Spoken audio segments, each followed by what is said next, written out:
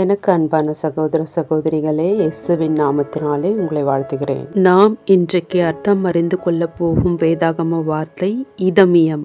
இதமியம் என்றால் மகிழ்ச்சி அல்லது இதப்படுதல் என்று அர்த்தம். இவ்வார்த்தைக்கான வேதாகம வசனம் நியாயாதிபதிகளின் புஸ்தகம் அதிகாரம் 18 வசனம் 20. அப்பொழுது ஆசாரியனுடைய மனது இதமியப்பட்டு அவன் ஏபோத்தையும் சுரூபங்களையும் வெட்டப்பட்ட விக்கிரகத்தையும் எடுத்துக்கொண்டு ஜனங்களுக்குள்ளே புகுந்தான்.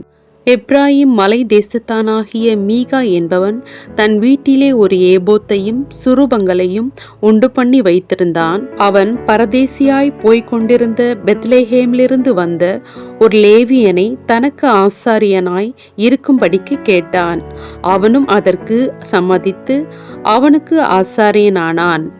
மீகா அந்த லேவியனை தன் மகனைப் போல பார்த்து கொண்டான். தான் கோத்திரத்தார் லாயிசுக்கு போகும் வழியில் அந்த லேவியனை கண்டு அவனை குறித்து விசாரித்தார்கள். பின்பு புறப்பட்டு வேவு பார்க்க சென்று விட்டார்கள். திரும்பி அவர்கள் லாயிசை சுதந்திரிக்கும்படிக்கு போகும்போது மீகாவினுடைய வீட்டுக்குள் கடந்து சுரூபங்களையும் ஏபோத்தையும் எடுத்துக்கொண்டு அவனுக்கு ஆசாரியனாய் இருந்த அந்த லேவியனையும் நோக்கி, நீ ஒருவனுக்கு ஆசாரியனாய் இருக்கிறது நல்லதோ அல்லது இஸ்ரவேலில் ஒரு கோத்திரத்தாருக்கு ஆசாரியனாய் இருக்கிறது நல்லதோ என்றார்கள். அப்பொழுது அவன் மனது இதமியப்பட்டு, அதாவது மகிழ்ச்சி அல்லது இதப்பட்டு அவர்களுக்கு பின் சென்றான்.